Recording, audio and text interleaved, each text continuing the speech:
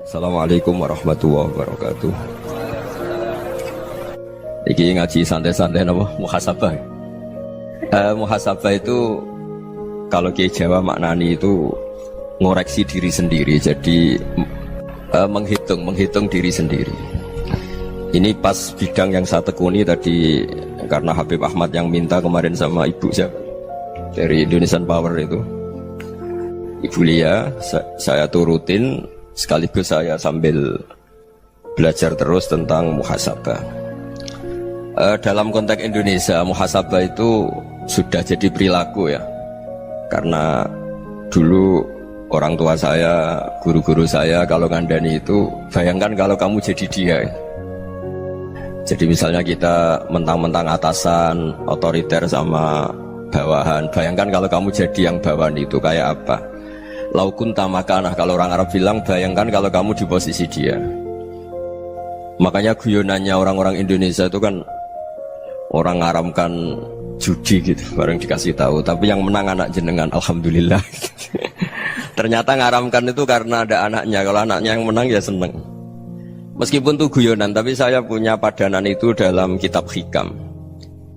Nabi Ibrahim itu Khalilur Rahman, tentu bencinya minta ampun sama yang namanya maksiat. Suatu saat beliau diterbangkan di alam malakut. Itu kalau di Hikam saya halaman 15 juga. Saya masih ingat betul. Mungkin kalau Anda beda halaman karena beda cetakan. Setelah diterbangkan di alam malakut, diperlihatkan sama Allah. Ada orang pezina, ada orang syaribul khomri, ada orang mabuk, ada orang macam-macam. Allah tanya sama Nabi Ibrahim, bagaimana pendapat kamu Ibrahim tentang mereka yang maksiat? Kata Nabi Ibrahim, ya Allah, habisi saja mereka. Mereka hidup di bumi engkau, makan rezeki engkau, kemudian mereka tidak taat sama engkau. Singkat cerita, di fase itu, saya ulang lagi, di fase itu Allah nurutin sampai sekian peristiwa, mungkin 3 atau 4. Sudah, setelah sekian tahun Nabi Ibrahim lupa peristiwa itu, kemudian beliau diminta menyembelih anaknya. Ini versi kitab Hikam. Memang versinya banyak tentang kenapa Nabi Ibrahim disuruh menyembelih anaknya. Ketika mau menyembelih anaknya, Nabi Ibrahim ragu. Huwa samratu fuadi, anak saya ini buah hati saya, kenapa engkau suruh menyembelih? Terus kata Allah, apa kamu tidak ingat ketika kamu saya angkat di alam malakut, kemudian kamu usul bunuh-bunuh, saya tidak mempertimbangkan usul Anda, tapi kenapa sekarang saya merintahkan kamu mikir gitu? Terus, ya karena ini anak saya ya Allah. Terus kata Allah, rumang samu wong sing kon mateni gak gawean kau sing gawe kowe enak wae usul mateni. Sebenarnya saya yang bikin, kemudian Anda enak aja usul membunuh. Semenjak itu Nabi Ibrahim itu di eranya itu asfaqun nas, orang paling sayang sama manusia. Karena kadang kita keras itu ya kebetulan tuh udah anak kita, ada keluarga kita. Cara orang Jawa itu kan gitu ya, kalau ada perempuan terus macak yang macam-macam pakai sepeda motor cowok, terus wah itu luput suwuk, semoga-moga gini. Tapi setelah dikasih tahu, niku ponakane jenengan, semoga-moga selamat. Jadi jangan-jangan kemarin ahli ma'asi itu kebetulan tuh tidak keluarga kita. Kalau keluarga kita yang pernah salah pada kita, semangat kita mintakan maaf. Jangan-jangan kita didikte hukum sosial gitu. Jadi orang yang salah, kebetulan tuh orang yang menservis kita. Atau keluarga kita, atau orang dekat kita, jangan-jangan semangat kita mintakan ampun. Tapi kalau sama orang lain, kebetulan musuh kita semangatnya minta itu kena adab. Nah ini yang nggak boleh dalam Islam. Islam mengajarkan niru Rasulullah SAW, Nabi itu rahmatal lil alamin. Bahkan kemarin saya ngaji virtual sama beberapa habaib, ada Habib Ali Al-Jufri dari Mesir, ada Habib Alwi dari Kuitang, ada Habib Nabil Al-Musawa. Dari sekian habaib itu saya masih ingat diantaranya yang didawuhkan rahmatan lil alamin itu ketika Nabi adzahu qaumuh, disakiti oleh kaumnya, dan itu mereka masih kafir semua. Itu mereka dapat doanya Nabi, Allahumma hdi qaumi fa innahum la ya'lamun. Kayak apa baiknya Nabi, orang yang menyakiti, yang melukai, tapi Nabi masih berdoa, Allahumma hdi qaumi fa innahum la ya'lamun. Sayyidina Umar dapat doanya Nabi itu ya khina kana kafiran, ketika masih kafir didoakan, Allahumma aizzal Islam bi Umar. Itu ketika masih kafir. Itu pelajaran bagi kita bahwa yang sedang tidak cocok pun itu berdapat doa kita. Ya doa supaya kondisi kita baik, hari tambah baik. Karena agama ini Saya berkali-kali bilang limangka nayarjuwa hawal yawmal akhir. Agama ini diperuntukkan bagi yang selalu punya harapan pada Allah Subhanahu wa taala. Saya cerita muhasabah ini tentang hubungan kita dengan Allah. Di Indonesia itu banyak orang fasik, banyak orang nakal. Ya di mana-mana orang nakal itu ya mayoritas, wa aksaruhum fasikun. Tapi berkahnya harapan. Mungkin saya kira nakal sok benda, mungkin saya kira sholat sok ben sholat, mungkin sekarang belum sakhok, belum dermawan, suatu saat dermawan. Barokahnya itu kefasikan ini dianggap sementara, sedang fasik, sedang tidak benar. Karena kiai-kiai kita, para guru-guru kita, para habaib utamanya itu mesti bilang semoga husnul khotimah. Nah barokahnya doa itu semoga husnul khotimah itu menjadikan satu pola sosial. Yang sedang fasik ini masih diharapkan jadi lebih baik, jadi lebih. Sehingga kita tidak ngambil sikap ekstrim, yang ingin menghabisi atau ingin mengadili, tidak. Karena selalu kita punya harapan. Dan agama ini limangka nerjuwo hawal yawmal akhir. Bayangkan dulu kalau yang nakal itu anak kamu. Pasti kamu gak ingin kan langsung dapat azab, dapat apa. Padahal kita semua jadi tokoh ini abul kulli, bapak dari semuanya. Sehingga ketika Rasulullah SAW jalan-jalan kemudian melihat perempuan sedang menyalakan api. Kalau apinya mati ditiup, anaknya dijauhkan. Nanti kalau sudah jauh dari api, anaknya digendong lagi. Terus kata Rasulullah, matur ke semua sahabat, Aro'aitum anna hadih tarihatan waladaha alan nar. Apa kamu berpendapat bahwa perempuan ini akan melemparkan anaknya ke neraka? Tidak ya Rasulullah. Tidak akan seorang ibu melemparkan anaknya ke api. Terus kata Rasulullah, Allahu arhamu min hadih biwaladiha. Allah lebih rahman, lebih rahim dibanding orang tua ini kepada anaknya. Ini yang harus kita kenalkan terus, kita kampanyakan terus, supaya orang hubungannya dengan Allah itu nyaman, asik. Sehingga dengan demikian selalu ada harapan bahwa yang sedang nakal ini suatu saat tobat. Kita tidak boleh menghukumi pasti begini, pasti gini, itu tidak wilayah kita. Itu juga yang dicontohkan Rasulullah SAW. Secara lahir Nabi itu nggak berkenan sama Wahsy, karena Wahsy itu salahnya salah fatal karena membunuh ahabban nasi ila Rasulillah, yaitu membunuh Sayyid Hamzah. Jadi ketika Wahsy tobat, Nabi itu terima tobatnya. Dan ketika beliau dengan basariyahnya nggak siap ketemu Wahsy karena harus ingat Sayyid Hamzah, basariyahnya diturutin. Oke, kamu iman saya turutin, tapi jangan sering ketemu saya. Karena kalau ketemu kamu saya masih ingat sama paman saya Sayyid Hamzah. Kita bisa ngelola seperti itu. Kita tidak cocok sama orang, bagaimanapun mereka umat Rasulullah SAW, kita tetap mencintai mereka. Misalnya kalau beda agama, mereka sama-sama orang Indonesia, kita mencintai mereka atas nama warga Indonesia. Tapi kalau misalnya potongannya ora cocok, beda kultur, bawaannya itu mangkel no coro Jawa, ya bisa diilmoni, jangan ketemu. Wong sudah tidak cocok, ingin ketemu nyari solusi. Roh ini tok seneng itu kan ya repot gitu. Ya sudah kalau nggak pati cocok ya jangan sering ketemu. Dan itu kita bisa memanage seperti itu tuh bisa. Saya berkali-kali cerita tentang Imam Syafi'i. Kalau dikasih tahu ya Imam Abu Abdillah, panggilannya Imam Syafi'i, tetangga anda ini ternyata banyak yang nggak senang anda. Jawabnya beliau senang. Ya bagus kalau nggak senang saya, ndak utang saya katanya. Jadi gara-gara saman seneng aku ngatur aku ini kan. Dan mungkin saman rasa seneng kan ya enak. Jadi hidup itu dianggap happy. Kalau seneng ya teman silaturahim, kalau nggak seneng ya nggak bakal utang gitu. Baru kayak rasa seneng itu nggak ganggu. Gitu. Jadi dulu itu orang bisa ngelola seneng tidak seneng itu bisa. Karena ada kearifan hubungan dengan Allah Subhanahu wa taala. Hidupnya selesai karena masyghul bi dzikrillah, mereka sibuk dengan Allah. Makanya kata ulama-ulama tasawuf, kamu jangan melihat manusia perilakunya, tapi kamu juga harus ingat yang gerakkan semua itu Allah Subhanahu wa taala. Dengan demikian kita farah, kita senang. Makanya Nabi kalau ngutus Anas bin Malik kemudian nggak kesampaian yang diinginkan karena Anas main. Ketika garwa-garwani Nabi agak tersinggung, Nabi andaikan Allah menghendaki yang saya inginkan kesampaian, pasti itu kesampaian. Jadi dianggap kegagalan Anas gak manggil yang dituju Nabi itu ya kersane Allah, ya enteng saja. Sayyidina Ali lebih parah lagi yang dialamin. Itu dalam beliau kalau dipanggil itu gak cepet-cepet ke sana. Ketika ditanya, kenapa kamu tak panggil gak cepet ke saya? Amin tu ukubatak, karena aku tahu engkau orang baik. Orang baik itu pemaaf.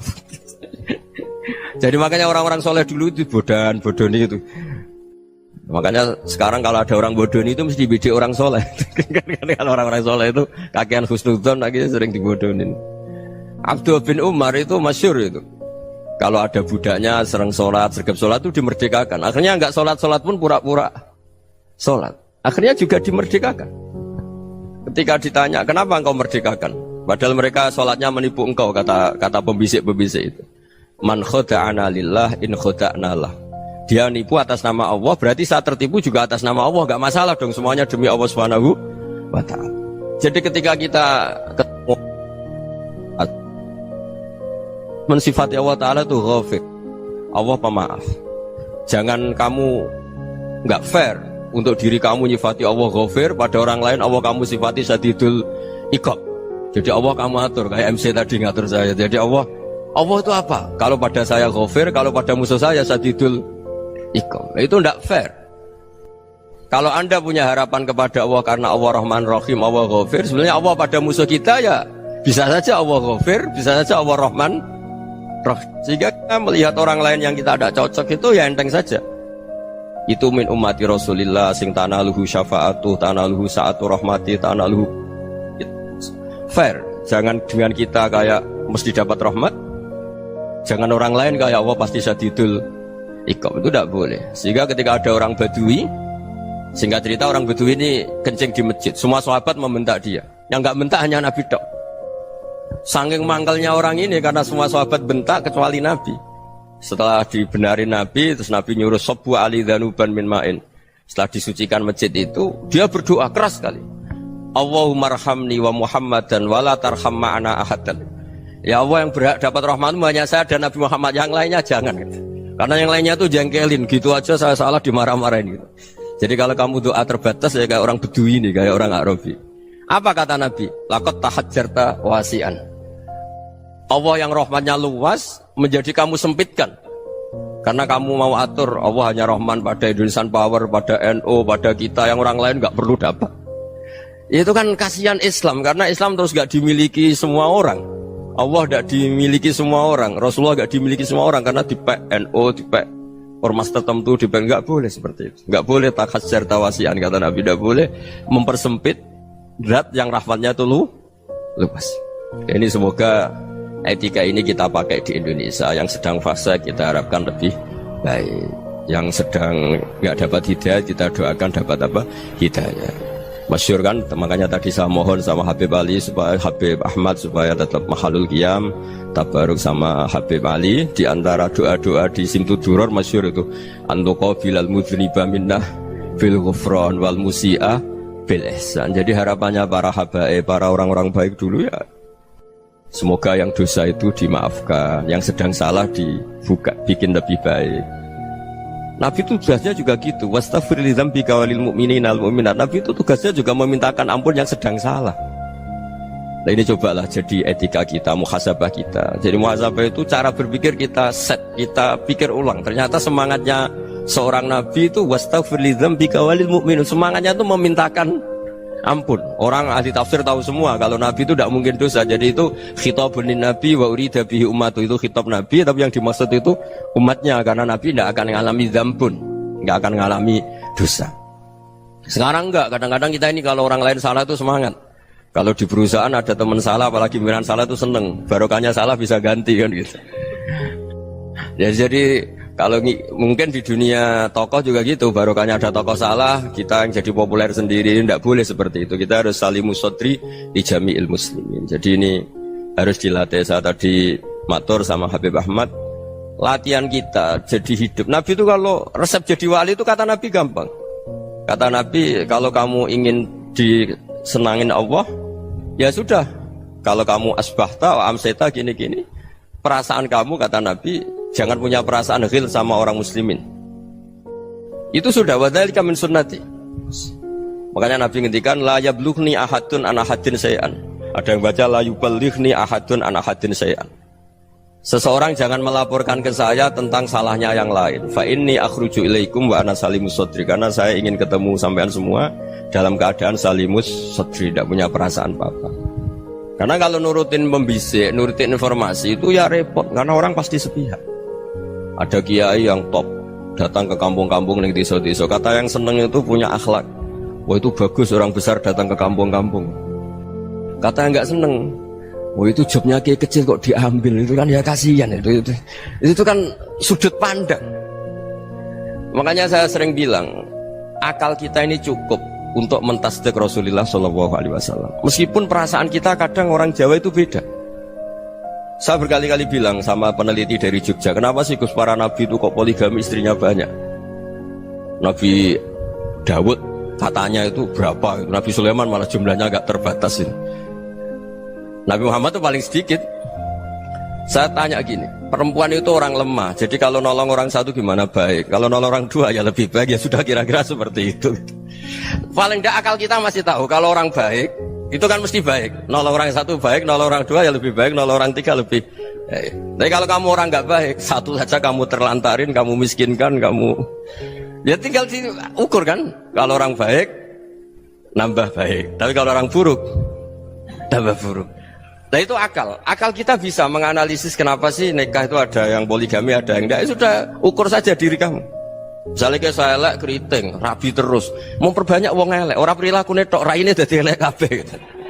Tapi nak kowe ku ganteng, alim, ganteng, sugih, anake ganteng-ganteng, berhubung kowe saleh ahli swarga kabeh, mertua yo bangga karena karir kamu meyakinkan. Ini mertua kamu aja gak bangga mau nambah. Ipar gak bangga, mertua gak bangga, desa kamu yang kamu wayai juga gak beda dengan Nabi ketika nikah Juwairiyah itu gak ada pernikahan sebarokah Nabi dengan Juwairiyah itu Azharu Rasulillah. Di situ habis perang banyak tawanan, gara-gara jadi besanya Nabi langsung dibebaskan semua karena Azharu Rasulillah. Sekarang besanya Kanjeng Nabi. Dulu Abu Sufyan memangkalnya bukan main sama Nabi, gara-gara putrinya dinikah terus langsung jadi. Kalau kamu kan enggak, nikah satu, nikah lagi, satu kampung musuh kamu karena istri pertama ya cemburu, yang kedua agak bangga. Wah itu selesai itu di dunia wal akhirah. Maksud saya nganalisis Islam itu harus pakai akal. Dan akal yang dipakai, ini saya bawa ke kitab Ihya, adalah pikiran-pikiran para ulama. Makanya ketika Imam Ghazali ketika ditanya fakaifa bi muslimin fasikin asawaha fi jami'i amri, kalau kalian ketemu orang fasik, orang Islam tapi fasik, perilakunya nggak ada yang benar. Kata Imam Ghazali jawabnya lucu, aneh. Ma min muslimin illa wa islamuhu ta'ah.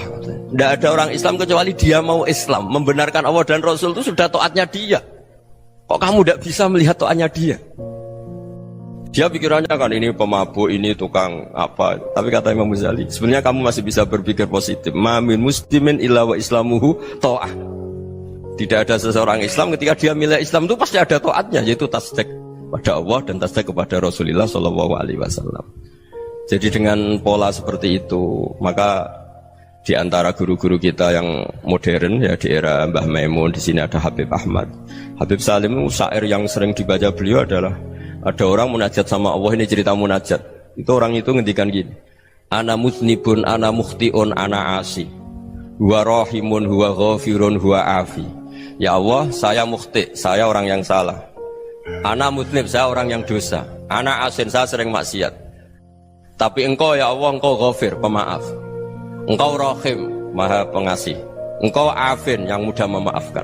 Kata orang ini, ya agak kurang ajar, tapi saking senengnya sama Allah.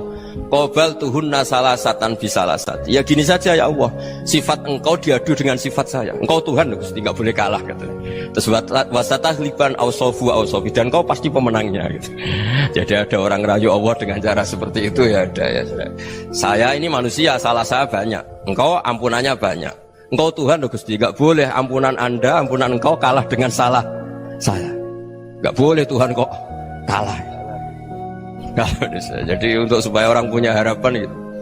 Banyak juga wali-wali yang jadab ketika datang ke makam Rasulullah SAW. Itu kalau dongo ya agak kacau sebenarnya, cara syariat agak kacau. Ya Allah, engkau punya dua pilihan. Jika engkau menjadikan saya soleh, surah habibu, yang senang kekasihmu, yaitu Rasulullah SAW. Tapi jika engkau menjadikan saya fasik, surah aduuk, yang senang itu setan. Monggo jenengan mau menyenangkan kekasih jenengan, mau menyenangkan musuh jenengan, monggo jenengan bebas kok memilih. Mestinya Allah ya senang menyenangkan kekasihnya. Jadi ya, intinya Allah dipaksa untuk menjadikan dia orang soleh gitu. Jadi kayak kemarin itu Pak Gus siapa yang kesini itu. kuliah ke sini itu sama Habib Ahmad. Saya pertama nggak mau, lama-lama Habib Ahmad. Ini gimana Gus? Orang taunya saya dekat jenengan, kalau nggak kasil saya waduh. Ini kayak doanya wali yang tadi. Nggak punya pilihan, nggak ada pilihan ini. Jadi saya mohon muhasabah itu dimulai cara berpikir. Makanya di sini sebetulnya tag ini supaya dapat barokahnya Ihya. Ini kitab yang disenangi para habaib, para ulama. Sebetulnya tag di muhasabah itu redaksinya gini ya, yang lengkap. Hasibu anfusakum qabla an tuhasabu wazinuha qabla an tuzanu wa tahayya'u lil ardil akbar. Jadi ada kata wazinu, jadi ukur. Perilaku Anda ini diukur, ditakar. Misalnya kita sebagai suami kan ya punya hal-hal yang kita tidak ideal. Corong Jawa mesti pesek, cara rezeki ya pas-pasan. Dan kita juga kalau makanya agak boleh tanya istri begini, apa saat cinta pertama Anda? Pasti Anda kecewa. Orang jadi istri hanya korban terakhir itu. Sudah. Karena orang kalau ngelamar kemana-mana gak jadi, yang jadi istri itu pasti korban terakhir itu. Jarang istri pilihan pertama, jarang. Ayo semua yang nikah. Rata-rata itu pilihan Anda pertama Pak, dari sekian ditolak di mana-mana terus. Ya perempuan terakhir. Kamu juga korban terakhir gitu. Itu wali-wali dulu kalau ngandani kita itu sederhana. Antal ini masyhur diceritakan Habib Zain bin Semit dalam kitab Al-Manhajus Sawi. Antalam tajid min nafsika kullama turid. Fa kaifa turidu min ghairika kullama turid. Kamu yang ingin ideal saja, kamu tidak menemukan pada diri kamu untuk menjadi ideal. Kamu kan ingin ganteng, ingin punya uang banyak, ingin perilaku Anda sempurna. Anda saja yang punya keinginan tidak bisa mewujudkan keinginan Anda sendiri. Fakaifa turidu min ghairika ma turid. Jadi antalam tajid min nafsika kullama turid. Fakaifa turidu min ghairika kullama turid. Kamu yang punya keinginan saja. Misalnya saya ingin punya uang banyak, perilaku saya selalu benar, gak pernah salah. Loh, saya yang ingin saja dengan diri saya gak bisa untuk benar terus. Kok kamu berharap orang lain selalu benar? Jadi antalam tajid ya sama. Kalau kamu menuntut istri kamu itu ramah, neriman, apa kamu neriman sama wajah istri Anda gitu? Engkau ya pola neng dindi jajaki sana jajaki sini, kamu sendiri tidak tahu apa. Jadi itu nasihat yang luar biasa. Antalam tajid min nafsika kullama turid, fa kaifa turidu min ghairika kullama turid. Kamu mau menghormati semua orang? Tidak mau kan? Kemudian Anda berharap semua orang menghormati kamu. Kamu tidak ingin kan orang lain semua menghujat kamu. Sementara kamu enak aja menghujat orang lain. Makanya Rasulullah SAW luar biasa ketika bikin kaidah sosial. Apa la yu'minu ahadukum hatta yuhibba li akhihi ma yuhibbu li nafsihi. Jadi kalau ukuran iman itu sederhana. Kalau sesuatu itu baik, nyaman bagi Anda ya bayangkan itu pada teman Anda. Misalnya Anda bangun tidur sudah acak-acakan, gak punya uang, utang jatuh tempo, kan gak ingin ketemu orang. Ya kamu jangan bertamu ke jenis ini, karena kalau dengan kamu yang alami juga gak siap ketemu orang. Makanya ada Habib Alim itu dilapuri sama seseorang. Beb, dulu teman saya itu ketika saya kaya itu sering main ke saya. Setelah saya miskin, mereka tidak main ke saya. Kata Habib itu bagus, sunnah Allah begitu itu bagus. Coba kalau kamu dulu kaya, teman kamu main kan kamu gaya, di rumah ada makanan, bisa hormat tamu.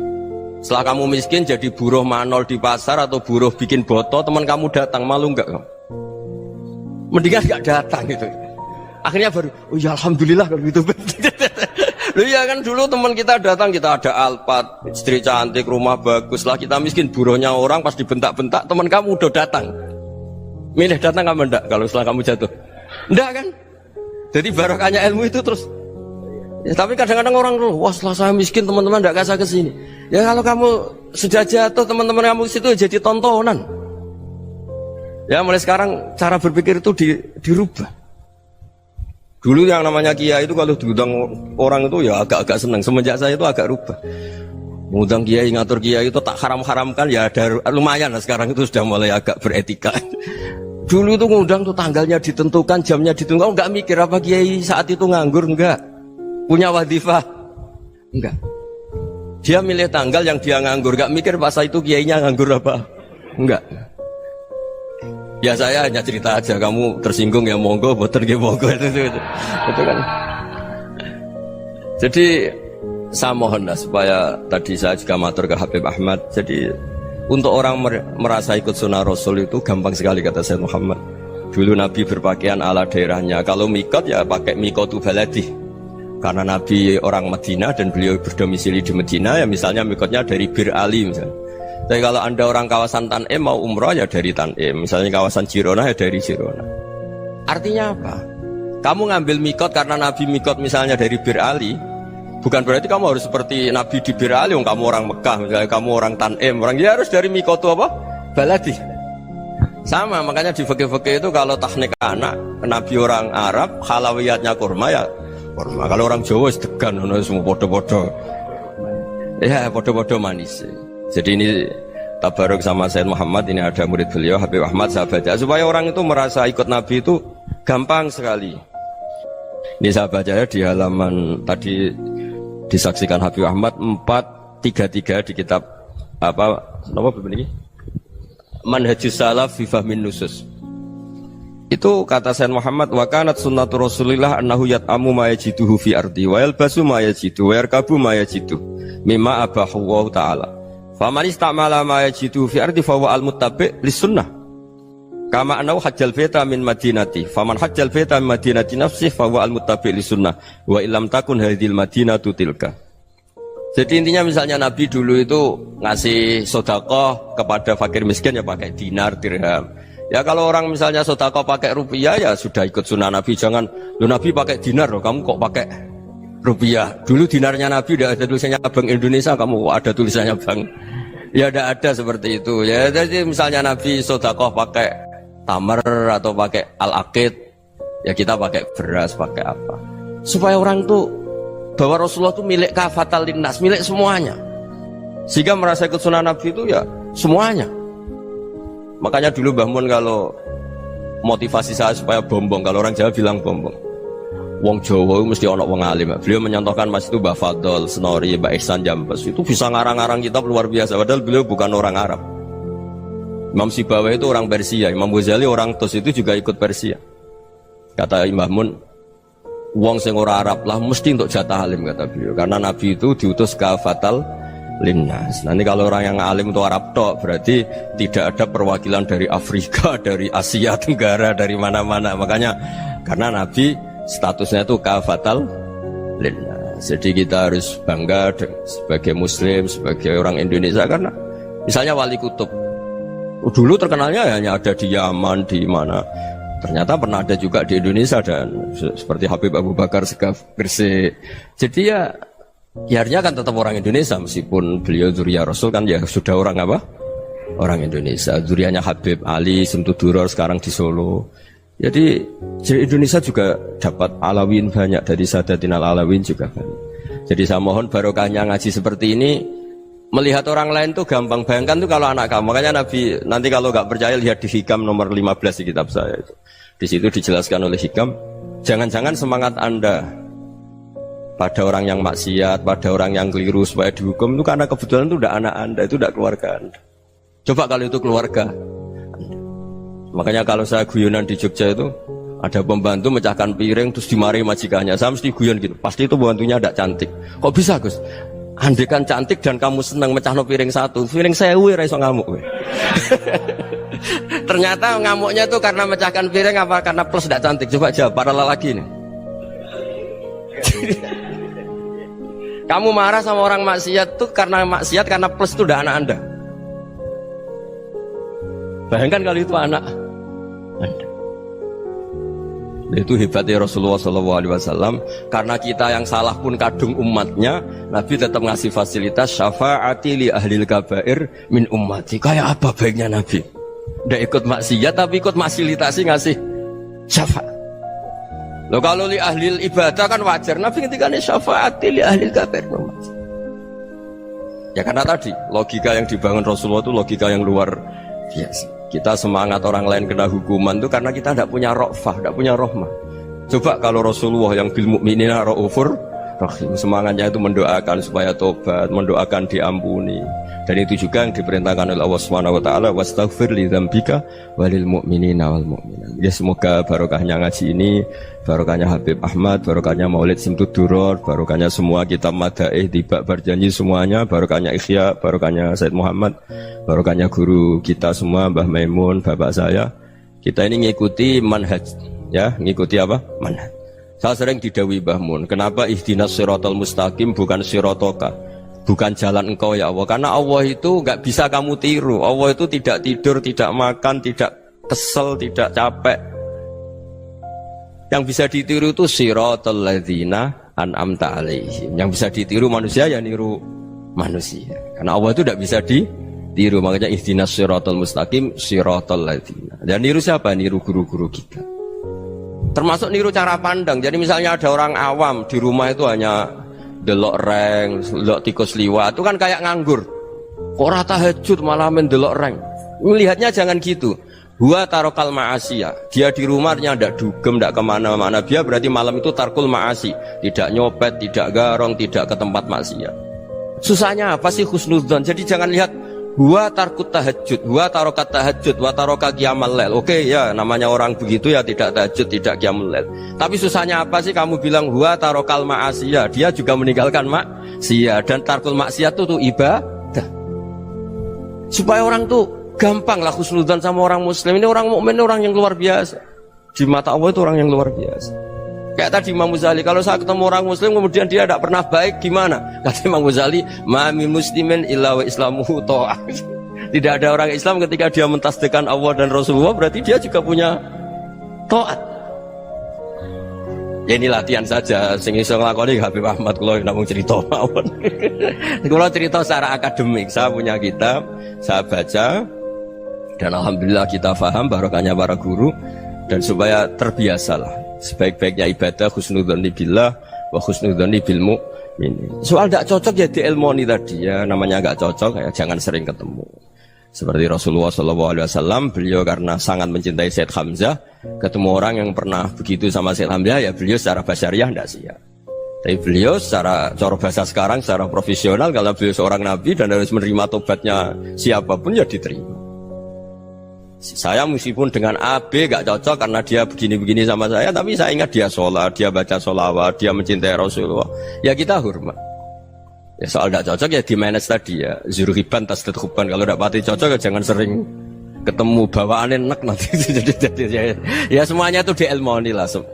Makanya ngendikane Ma'ruf Al-Qurhi ada yang baca Al-Kharqi, mangqala fil yaumi salasa marrat wa marham ummata Muhammad kutiba minal abdal. Karena semangat mencintai siapapun satu hari sering baca marham ummata Muhammad wa ma asli ummata Muhammad wa ma tajawaz an ummati Muhammad, itu mesti kutiba minal abdal. Dia pasti termasuk wali abdal. Maksudnya semangat mencintai ya dilatih lah. Misalnya Indonesia Power atau PLN, andai kan tidak ada PLN tuh kayak apa? Orang nggak bisa ngaji, nggak bisa aktivitas. Ya barokahnya ada PLN, barokahnya jasanya. Kita sadar, tidak semua kebaikan kita ini memenuhi keinginan orang banyak. Gitu. Orang banyak ingin listrik, ingin saluran apa, dan itu kadang yang mewujudkan orang lain atau kelompok lain. Ya karena itu manfaat ke orang lain ya kita doakan. Karena khairunas anfa'uhum linnas. Sehingga kita terbiasalah ngakui orang lain. Seperti semangatnya Rasulullah SAW, semuanya itu didoakan, semuanya diinginkan kebaikannya. Bahkan Nabi gak putus asa sampai di akhirat. Ketika Nabi lain sudah putus asa karena sudah akhirat, sampai dimintai syafaat semuanya bilang nafsi, nafsi.